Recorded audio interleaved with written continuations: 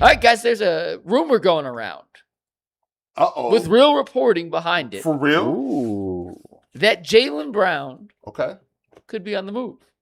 And one name the Celtics would be interested in terms of a Jaylen Brown deal, could be none other than Evan Mobley. Chris Mannix, who covers the NBA for Sports Illustrated, was on NBC Boston this week.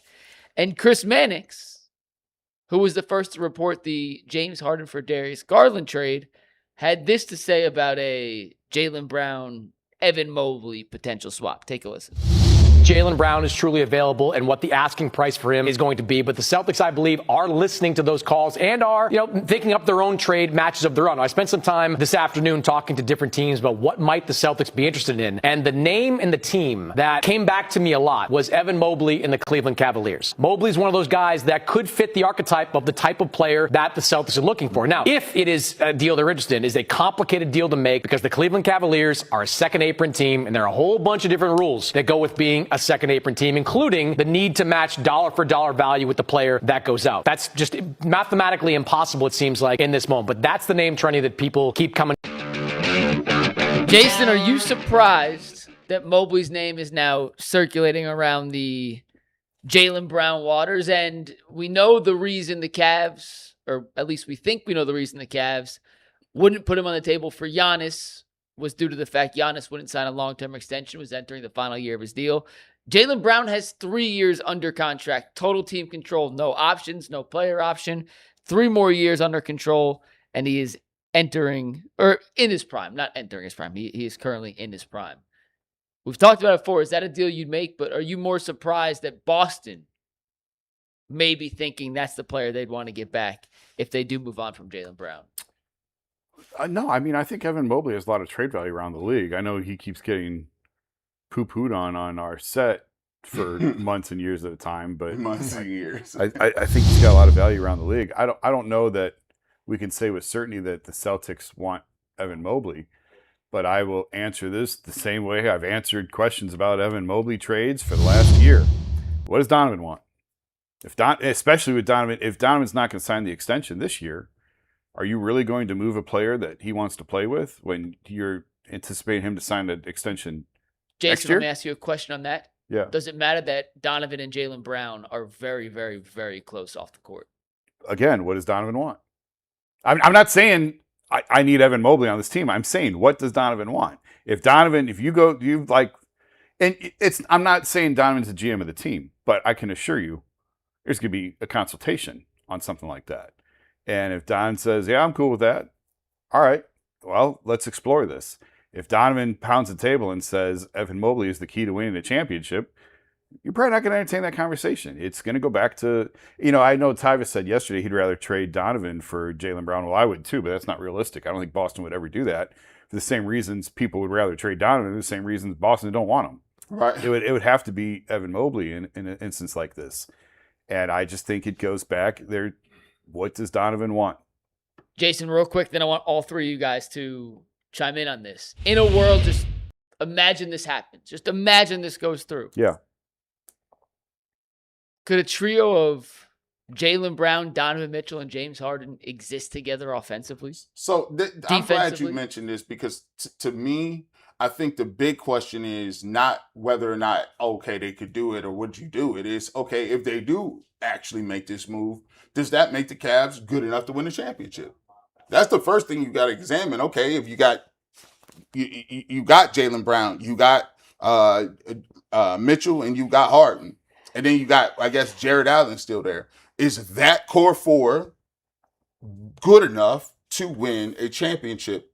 And frankly, is it possible? Sure, but that doesn't make them the prohibited favorites. Mm-hmm. It does not make them the favorites. I think it gets them closer.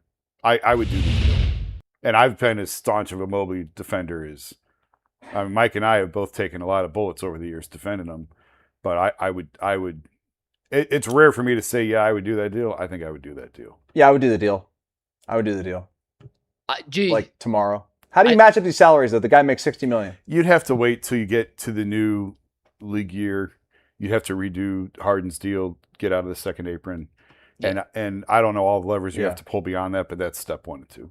Okay. Gee, I tweeted out this morning, I can't sit here and say the Cavs have no chance to win a title as currently constructed. Their biggest weakness being a lack of a wing. And then say, yeah, but I wouldn't trade for a player at the position they need, who I hope Evan Mobley can someday be as good as. I can't sit here and just be like, no, we'd run it back. That'll be fine when I know it's not going to be fine, and then scoff at the idea. Even if I don't love the idea of trading Mobley and the fit is wonky and there's one basketball. Those three all like to play isolation. There's one basketball to go around, and you would be severely hindered defensively. But I can't sit here and say, I wouldn't do it because I don't think they can win as currently constructed, and Jaylen Brown is an upgrade over Evan Mobley as they currently stand right now. Here's the way I think about it. I mean, you already moved Darius Garland. So, like, all that future core noise, that was out the window. James Harden's already older. You already moved him. So now you are where you are. You better figure it out or try to come with something new. So I wouldn't have a problem if they want to make it. Like, I know what it looks like with these guys. I don't know what it looks like with those guys. But all I do know is that what they have right now, if you plan on running that back, I don't think that they have nowhere near the firepower to come into next year saying that they're going to be a team, especially when guys could get back healthy like Halliburton, and where especially you got guys like, Tatum or whatever they're going to do with the Celtics. And then Cade Cunningham and the Pistons will probably be better. So for me, I'd make the move. The thing I worry about is, are you a better team defensively? No. I don't think we're a good rebounding team right now. With Evan Mobley. Defensively, can you just count on Jared Allen to be a rim defender? I don't know. But to me, if you asking me would I do the move, sure I'd do the move. If you ask me, am I positive that it's going to put them over the top, I would say no. You knew low-key would be the perfect power forward on the team if you had Harden, Mitchell, Jaylen Brown, and Jared Allen as your other 5 starters? You mean LeBron? Well, no, actually, no. I mean, no. Okay. Jason, do you know where I'm going with this? No. A low-usage, defensive-minded. Dean Wade? Yeah. Oh, my God. Oh, See, God. Look, matter of fact, since you said that, I'm going to find between now and a half hour to get Imani Bates in this show. I'm going to find it. You're not going to see it either. I might just say it. I don't know. Dean Wade? I mean, the bet person would never touch the basketball. Ever. Ever. So you need someone who'd be okay never touching the basketball, can play defense and rebound. Okay. Is that team we talking about, is it better than, are they better than the Knicks? I think the fit's wonky. Like, I'd have to see how they would be able to play together and have any idea. But I don't think the team is currently constructed is better than the Knicks. So, in terms of the trade, real quick, likelihood of it happening.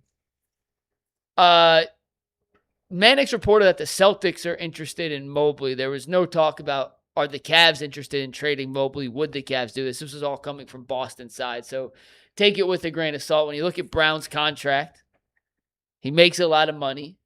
57 this year, 61 next year, 64, 65 really when he's 32 years old. You pair that up with Donovan Mitchell. Those two combined, if Mitchell signs the extension, will be making about $140 million as a tandem when both of them are on the plus side of 30.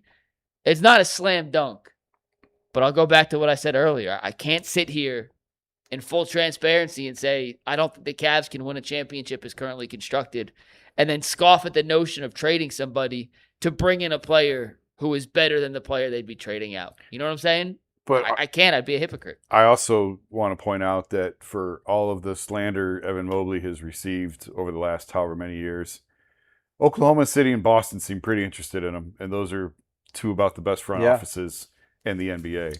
So if both of them are knocking on the door, I think it tells you something about the type of player how the league views Evan Mobley. It's kind of dirty because I think some people might say, okay, you traded Jaylen Brown, you got Mobley. Some people might argue that the Boston Celtics are a better team. Sure. Yeah.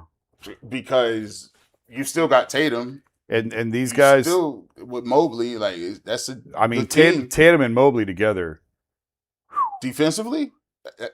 I think that could be. I see why Boston would be interested, but and again, it's worth pointing out these teams aligned with these executives on a pretty major trade about 8 years ago when both teams were competitive and fighting for a playoff seeding in the East, when the Cavs sent Kyrie to Boston, and everyone said, I can't believe that those two teams got together. Of all the teams that sent him to, why would you send Kyrie to Boston? So there is precedent there. Now, Brad Stevens was the coach at the time, not the executive, but Koby was in the role he's in now. Well, I will say this. If you do make the trade, the question you talk about goes back to Donovan. One of the reasons Jaylen Brown does not want to be in Boston is the simple fact that he feels like he could be a number one guy somewhere. He feels like Jason Tatum is at this level, and he thinks he's either better or the same level or better than he is. So my question is, for this trade to happen, does Donovan need to be like, hey, this is your squad? I remember when Dwayne Wade did it once upon a time when LeBron got there. Dean Wade. See, this is the Pat with the D Wade. There's only one D Wade. Came to him and said, hey, dog, tapped him. Hey, it's your squad. I ain't the best dude. Does Donovan Mitchell have to do that in order to attract the Jaylen Brown? He might. I don't know. Yeah, it might. I don't have the answer to that. Donovan, come on, man. Let's do something. I don't know what you're doing. They done made you the general manager. We got to have something. Come on, bro. We got to make some moves. Stop running around here. Talk about this. We going to run it back. No, listen, we got to figure something out. I will say that the Giannis deal was underwhelming. And I don't feel like, now it's crazy to say this, because I don't think the Giannis went to the right team. He went to the Heat. And I look at him and Bam, I don't think like, I look at him like, oh my gosh, we have to do something because they have Giannis. No, I don't think it's that big of a deal, which is scary to me, because now it might really be like, well, we don't think that they're that much of a juggernaut. They might really run it back. They really might not do nothing. Yeah. Yeah, I can't believe you basketball dudes and McNuggets and Jason. I told you it was possible, and you guys told me I was crazy. I told you it was possible. I didn't think it was going to happen. It's not what I would do. I told you there was a better than 0% chance they were going to run this back. Basically, run it like Dean Wade's coming back. The only reason I would be shocked if they run it back as is because of, and listen, maybe he was just emotional in the moment, but Dan's tweet after they lost about we're nowhere close or we're nowhere near. That he is famous for that, and then action soon follows. Mm-hmm. So maybe emotions just got the better of him in the moment of being swept, but that is still stuck in the back of my head. Yeah, it's stuck in the back of my head too. But I mean, I'm looking at the restrictions, and the restrictions are real. They're real in terms of making moves. Giannis is a big piece off the board. They moved off of the first round pick to try to get some money for in the second round. I'm just waiting to see. I'll ask you this before we move on. What is the legitimate time frame when we should start to see some moves? Do you think the Cavs, if they are going to make a big move, is this going to come relatively quickly in the summer, or this might move into August and September? The Kyrie thing took a while, if I recall. I would think this would be closer to the start of the league year. I think within the next couple of weeks. There'd be action if they're going to do something. That's a total guess. But the Kyrie thing's dragged into August, if I recall. Yeah. Because the trade demand didn't even come until, I remember I was on the beach in South Carolina when Windhurst tweeted that Kyrie demanded a trade. He was in Italy working, and that ruined my vacation. That man ruined my vacation. Man. So, really quickly, Dustin, yes. McNuggets, Jason, chances that Jaylen Brown is moved, plays another game for the Celtics? 50-50. 50-50. Yeah, maybe higher than that. Maybe like 65-35. Look, the fact that they've already floated this out there, like if you're Jaylen Brown, your ego's taking a bit of a hit here. You're Facts. like, they don't want me. That's exactly. And so that's what's. I think he'll probably push his way out of there. That's why I would put it below 50%. That he plays another game, because once it's out there, it's hard to put that can Can't back put together. the genie back in the bottle. Yeah. McNuggets, thoughts? I'm with Jason. I think he plays for somebody else next year, whether it's Cleveland, Atlanta, someone else. I don't see it being in Boston. Only reason I put it to 65% maybe is because the number is so big. Right. I mean, that contract is massive. There's not very many people that that you could even move to make it make sense. Well, other teams are not facing the same restrictions the Cavs are. Right. So they have more flexibility to match money and make things happen. Like Atlanta has a ton of trade assets. I thought they would be a little bit more active in the Giannis thing, and they weren't. There are other teams that have the required assets. If you're not under the restrictions the Cavs are under, you can make the money match. You can figure it out. It's also got to be a team that is ready to win. Like, at least thinks they have a chance to be in the mix right now. You know what I mean? You would think, although the Wizards traded for Trae Young and Anthony Davis, but you would think it would be a team that would be close to winning or feel like they're in contention. They're one piece away.